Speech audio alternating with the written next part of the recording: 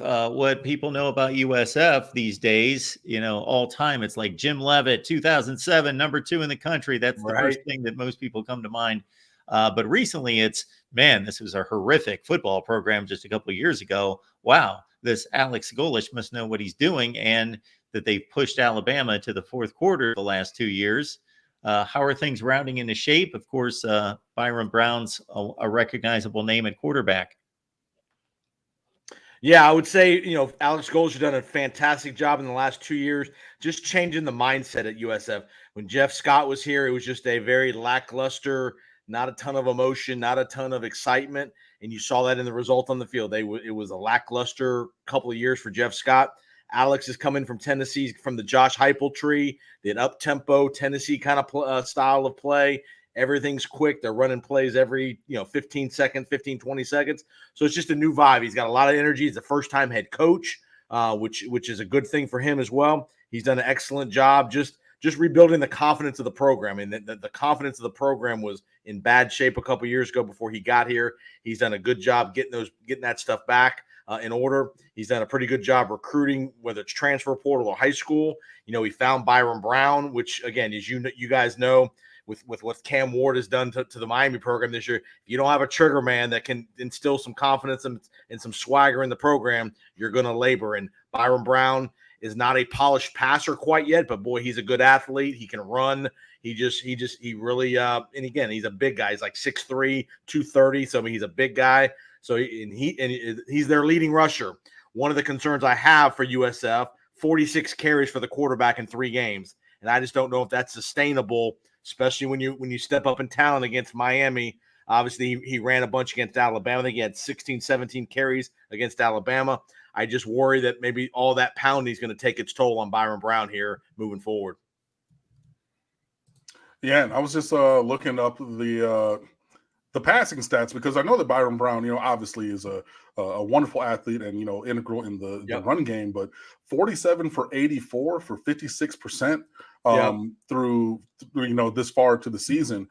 What can be done, or what do you need to see to have a better passing performance? Because I think that a better passing performance from him in some measure is going to be key if you're realistically going to build a case for an upset here. I agree. I think the passing game is the part of the offense that's got to mature a little bit. They've got Sean Atkins, who's a former walk-on. He's kind of their leading receiver.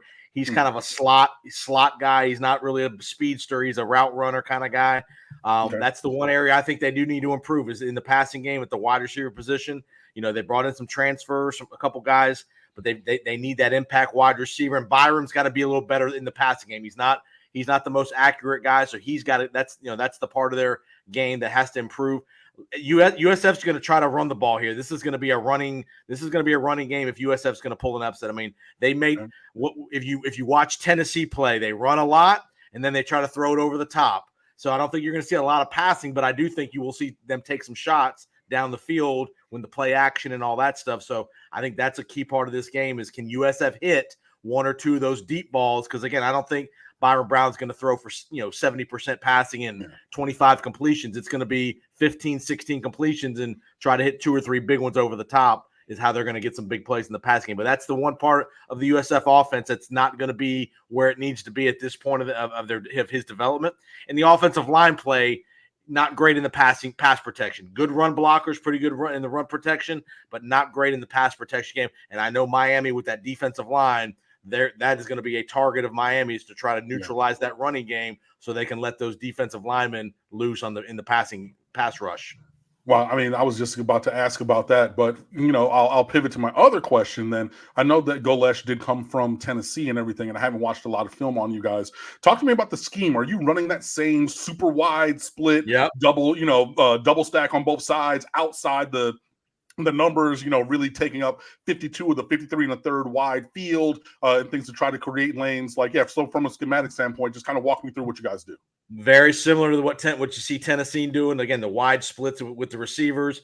Again, a lot of quarterback runs. I know Tennessee didn't do as much QB run as they're doing at USF. They've got a couple good running backs that they lean on too, but a lot of Byron. I mean, he's the leading rusher, 46 carries in 3 games. that's a ton of carries for the quarterback spot. Yeah, they're going to try to they're going to try to speed up the game. They're going to try to keep those Miami defensive linemen on the field to minimize substitutions and things like that. Try to keep Miami in some base defenses to be able to, that's how that Tennessee offense thrives, is to keep them in a base defense and hit those creases. They spread the field with those wideouts. They try to create some lanes in between the numbers, and they're going to try to exploit that. Again, they did a good – what they did really well against Alabama was defensively they held up. That's the thing that I was impressed most with the Alabama game, is they were able to hold up defensively, because that's where they're a little undersized on the defensive line in the front seven. I think that's where Miami will try to lean on them with that stout offensive line, with obviously Cam Ward in the running game that they have with Damian Martinez. So, again, I worry about USF in the front seven if that Miami offensive line can do what they've shown they've done through 3 games that Alabama wasn't able to expose them on. That's where I think USF could be very vulnerable defensively. Okay. Love that. I was going to circle back to the defense, but in terms of like the run game, right? Is it a lot of zone read? Are you calling quarterback runs, quarterback power? So like, what's the kind of I know that you want to, spread them out in inside zone and things like that, but like walk me through what the run game kind of elements are that we should be looking for. Yeah, I would say zone read. You're going to see a lot of zone read. You're going to see a lot of quarterback design quarterback power. They're going to snap the ball to Byram, get behind an offense, get behind a running back, and they're going to run in between the tackles. He's not the fastest guy in the world, but he's a big guy. So I think most of their runs are going to be in between the tackles when he's running the ball. I mean, they'll get some of their tailbacks out on the edge a little bit, but I mean, they're going to run zone read, counters, things like that, pulling linemen, just your typical RPO kind of stuff. And then they're going to try to hit again. Atkins is their guy. Their slot receiver. You're going to see some slants and stuff like wide receiver screens, bubble screens. And then again, I think you're going to see them try to hit like Tennessee. You've seen Tennessee over the years hit them over the top with that play action when they suck those safeties up and try to beat those corners over the top on the post routes and in the go routes. Got it. Not very complicated. There's not a lot. I mean, ain't a lot of pass concepts, not a lot of crossing routes, not a lot of deep square ins, things like that. It's going to be, I think it's going to be a relatively vanilla plan of attack, and you're just going to hope that, I think they're going to try to hold up. And again, I think defensively is where if USF can try to hold up here, I think this could be a game into the mid to late third quarter. But Cam Ward's going to be a threat they've not seen. Milroe was a threat they saw at Alabama. I think Cam Ward's a better thrower than Milroe, so I think that's going to be an advantage for Miami. I think you're going to see also the offensive line at Miami is a better offensive line than Alabama to this point. So again, I think if you're Mario Cristobal, and you guys know this, he's going to want to pound the ball right down their throat early on to open up those passing lanes for Restrepo and those guys. Because again, I think Miami's got some really good receivers, and we'll see if and USF gave up a couple big plays to Alabama. A couple plays got called back by penalties in the Alabama game. But give them credit, they played well on defense. But again, I think USF's potentially vulnerable on defense here. Okay. Speaking of that defense, then what? So you said that obviously they held up against Alabama. What would they? They're going to blitz. They're going to blitz. Okay. But Todd Orlando likes to blitz. You're going to see some. You're going to see some blitzing. Orlando. Yeah, he's the DC. That's right. Okay. So he's been around. So yes, he has. Yep. So he's the DC down here. So you're gonna see some blitzes and it's 5 and 6 man pressures and things like that. So I think Cam Ward will have some opportunities if the offensive line can do what they need to do to give him a little time. I think he's gonna have some golden opportunities to hit some big plays here in the passing game. Perfect. And if if USF is able to step up on defense and continue to keep it competitive as long as they were, against Alabama, who are some of the players that are going to need to step up and make plays at whatever level of the defense to make that happen? Yeah. I mean, Deshaun Rucker's a DB who's played pretty well so far. Mac Harris is their leading tackler, linebacker. Again, they don't have any elite pass rushers. They just got a bunch of guys that are just, what they're doing better this year than they did last year. I mean, they're giving up a lot of yards now. Southern Miss gained 487 yards last week at Southern Miss. Alabama gained a bunch of yards. I mean, there were a lot of penalties against Alabama, but they ended up gaining a bunch of yards. I think they're going to give up a bunch of yards. USF's done a pretty good job in the red zone, limited field goal, limited touchdowns, holding people to field goals a little bit. They got down 14-0 to Southern Miss last week. You better not get down 14 to Miami, or this is going to be a rout. This game needs to be USF playing from ahead or even, because if they get down 2 scores, I think it's big trouble for USF here. And on Saturday night, I think it's going to be again. I think this is a great golden opportunity. You got a lot of these guys at USF, high school kids that maybe think, hey, I could play at Miami. Why didn't they recruit me? Some of these, they got some couple transfers from in-state, a couple Florida guys. They got a couple Florida State guys. So there's probably numerous guys in this game that probably played high school football together at various times throughout their career. So, this is a big brother, little brother kind of game. I mean, this is a great opportunity for USF here. Miami's getting all the hype nationally with how well they're playing. USF, obviously, they played Alabama well a couple times. This is their chance, because if you look at USF's schedule, if they were to somehow beat Miami, their next 2 games are Tulane and Memphis. If they could get through those 3 games, and I know that's a big if, they got a great opportunity to run the table and be the Power 5 representative in the playoff, in theory. I mean, Memphis comes here mid-October, October 11th on a Friday night. We saw what Memphis did at Florida State. If they could get to that Memphis game with 1 loss and beat Memphis, they got a great opportunity to win the AAC and be a major threat for that group of 5 spot. Well, that's what I was going to say. Even if they lose to Miami, right, win the American, and if there's some kind of tie between the Mountain West or some kind of tough call, look good against Miami. Play a competitive game. Right. It's a great opportunity. So, and I mean, yeah, it definitely is a great opportunity. And you mentioned, like, obviously keeping it close that's the recipe for success. Maybe force a couple turnovers, keep it close into the 4th quarter. Obviously, the Alabama game got a little bit away from you, but like that is the path towards an upset. Oh, real quick. It was 21-16 with 10 minutes to go in Tuscaloosa. And Alex Golesh at 21-13 kicks a field goal from the 4-yard line. I mean, they had 4th and goal from the 4 with about 10 minutes to go, and he kicks a field goal. And he's been very aggressive in his career. He's been very aggressive to go for it a lot on 4th down. I mean, if he goes for it and they score a touchdown, it's theoretically 21-20 or 21 all with 10 minutes to go. Yeah. The score at the end was not reflective of how close that game was in Tuscaloosa. No, not at all. And that was my point. Like, so it's kind of like, Icarus, like with the wax wings, like you flew a little too close to the sun, because like then you got a little shy, like I'm a Detroit native, right? So I love my coach, Dan Campbell, going for all these 4th downs and everything. So that was what I was going to ask. If it comes down to brass tacks, is Alex Golesh, does he have the fortitude to go for it? Because if you go for it in certain situations, maybe even early around your own 40-yard line, say it's 14-3 Miami, and you go for it on your own 40, don't get it, that's the path that you would need to take towards possibly winning. But if you don't hit it, that's also the path that opens the door towards getting blown out. So like, what is there, like, kind of, what do you see the calculus as being there?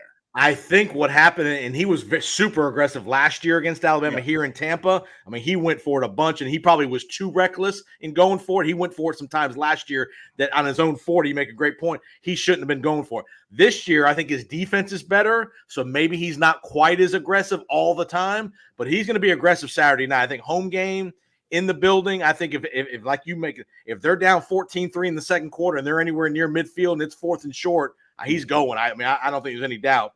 I think with what happened in Tuscaloosa with him not going for it on the 4-yard line, he's going to be pretty aggressive. I think if it's short yardage, 4th down, because his defense is a little better, I think he has more confidence in them that they can hold up. And, I think it's a great point. To pull an upset, you can't be reckless, but you got to be aggressive. Yeah. And I mean, look, I've been on the other side of that. I remember going up against some of these great Florida State teams, and like you have to make that choice. Am I trying to win, or am I trying to make it look? I mean, you saw what Mark Stoops did at Kentucky the other night. You have to go for it on 4th and 7, whatever it was. I couldn't. I mean, it was 4th and 7. They needed 8 yards for the first down. You have to go for it there with 2.5 minutes to go in the game. That's just criminal that he punted the ball in his own building too. I mean, that's just criminal. Like, I mean, this is what you've built that program to be. And for that moment, like that's how Right. they beat Florida for the Right. first time in 33 years, like, and are on a win streak against them. Like, you've done this against another team, and then you get here in the same spot, and that didn't make any sense to me. Yeah, I think it's going to be a really What's the view in South Florida about this game? I mean, is it hey, we're going to beat these guys down because they're the Step Brothers, or are they taking South Florida seriously? No, I think that everybody has to be taking them seriously. You know, we've seen Miami fall short so many times in situations against teams that you would think you could just look at the logo and like the most read piece I ever wrote was a 14-word recap for losing on the road at Cincinnati in 2015. Like, because there was nothing to say. Like, I'm not writing thousands of words. No, you know, and so like we've seen all of this, and even to the point where the players have come out in the media and said, we've been here through the shenanigans. We've seen this losing. I'm tired of it. So I really think that everybody's bought in, because to build the kind of potential championship season that we could be on the path for, every play, every game, every snap, every decision matters. So I think that like we've been the laughing stock. Like, I mean, people are still joking about the, Georgia Tech game from last year. Right. You know what I mean? Right. That's a fresh bad taste in our mouth. You know, we've had the lack of success in similar situations. I think that we're dialed in, and I love the fact that even after a 62-0 blowout, the largest win we've ever had against the FBS program, in terms of the largest shutout we've ever had against the FBS program. There, everybody has talked about, hey, we left this on the board. We left that. There were 2 touchdowns called back last week, things like that. So when you're performing at a high level and really looking at the fine details and continuing to be dialed in, I think that is the kind of culture and mentality that we need to have. So, I mean, fans, okay, we're chirping a little bit, but from everything that I've seen, heard, and read being reported, I really believe that this team is dialed in. I think that this is the kind of culture that we need to have, not taking anything for granted, respecting all of our opponents, going into the preparation process the exact same every single week, doing the thing. And one of the things I've talked about, on this show for so many years is, regardless of the result and the success or whatever anybody else is saying, the Miami standard being the standard every single time. And I think that we're finally seeing that. So, I think that we're dialed in. I think this is going to be a good game. I think that USF is going to find their way to score a little bit, but I got Miami by a decent margin. And to Mark's point, I think this is the biggest home game since the Leavitt era, back when West Virginia came to town back in 07, 08, when they were number 2 in the country.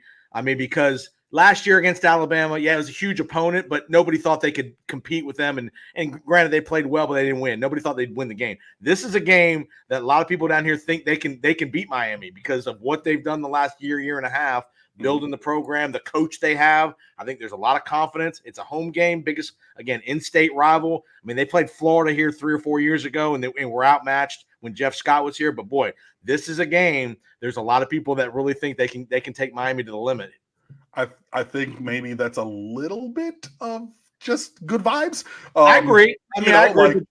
I do think that this is going to be competitive. I do think you guys are a physical football team. There are ways that, like I said, I think that you guys are going to find a way to get on the scoreboard, things like that. But overall, like, I think that just we have the caliber of athlete and the depth of our team is going to show through throughout. So, like, I do understand why, people over on the Bay side would think, hey, maybe possibly. But I think that, honestly, this year's Miami team is more analogous towards an Alabama than it is towards a previous or a current Florida or anything like that.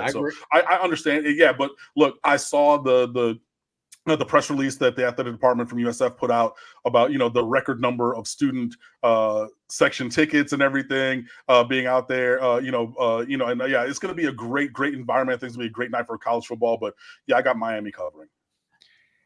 Hey, Jason, before we let you go, one last program oriented question. I mentioned out of the gate 2007. So USF was the UCF before UCF was the UCF. Right. And now they're looking at building a new stadium. I don't know where that stands right now, but that's on the way. Of course, new head coach. He's off to a great start. You're in the talent-rich state of Florida. Again, just an hour and a half away from a program that has made the jump to the Power 5. shoot, I made the recommendation, not that anyone was listening to me, but before all this upheaval in the ACC a few years ago, Right. that the ACC should go grab UCF and USF and add them to the ACC. But so is there hope that with all the realignment talk continuing, that USF is trying to position themselves to make that jump? Absolutely. No, absolutely. I think that's where I think if you they are behind the scenes, I can promise you, trying to, if this Florida State Clemson situation gets out of hand and they're able to leave the ACC, I think USF would be the natural fill-in for one of those spots, I would think. There was a little bit of talk back when UCF joined the Big 12. Maybe USF was part of that tag team as part of joining the Big 12. I don't think there's as much of that now, but I think the ACC is definitely an opportunity there. And you're right. The ability to keep, and to your point about the stadium project's happening. It's the construction starts, I believe, next year, either later this year in early 25, mid 25. So I think it's supposed to be ready in 27 to open. So yes, that's a huge part of this component, is to be able to have their on-campus stadium. Can you keep Alex Golesh if he has another good year? Can you keep Alex Golesh? That'll be a question, that'll have to be answered down the road if he continues to win. And that'll be a good problem to have. If you're winning games and people are coming after Alex Golesh, that's a good problem to have. Can you keep him? We'll see. But it'll elevate the national brand of USF from a football perspective. And I do think that they would be a serious candidate potentially to join the ACC if Florida State and or Clemson, or if they decide to expand the ACC with Florida State and Clemson. That would be a natural fit for a team like USF to come aboard and be a component there, because the media market, all the recruiting base and all that stuff that's available. I think the TV market would be something that would be attractive to the eastern South and the eastern part of the United States as well. So lots of opportunity here this year. Again, the stability of having a good coach. Again, are they going to go 10-2, 11-1 every year? No, but you want to be consistently winning 6, 7, 8 games most every year. You can't crater like they did under Jeff Scott, where you go 1-11, multiple years in succession. That was just a disaster with Coach Scott there. Super nice guy, but just didn't do well enough, didn't produce the results. Golesh is a guy that he's a worker, man. This guy's a grinder. He's not a as you see the way they play a lot of running, a lot of hard-nosed football. This ain't throw it around 50 times a game. They're going to play ground and pound kind of game here, and he's the kind of guy that can do that. And he knows this area. He coached with Heupel at UCF, so he has some recruiting ties in the area. So, and I think he wants to be here. So we'll see what happens as far as his future. But again, great opportunity Saturday night for USF to get back on the national map. Jason, we appreciate you stopping by. Is there anything that people should be looking out for in regards to your work and what you've got available? Yeah, check out the Powers on Sports podcast. We do a podcast every week. I also have a Florida Football Insiders podcast where I talk all things state of Florida. So we talk Miami, Florida State, Florida, all the drama that's going on in Gainesville and Tallahassee and all that stuff that's brewing. So yeah, we talk all those things.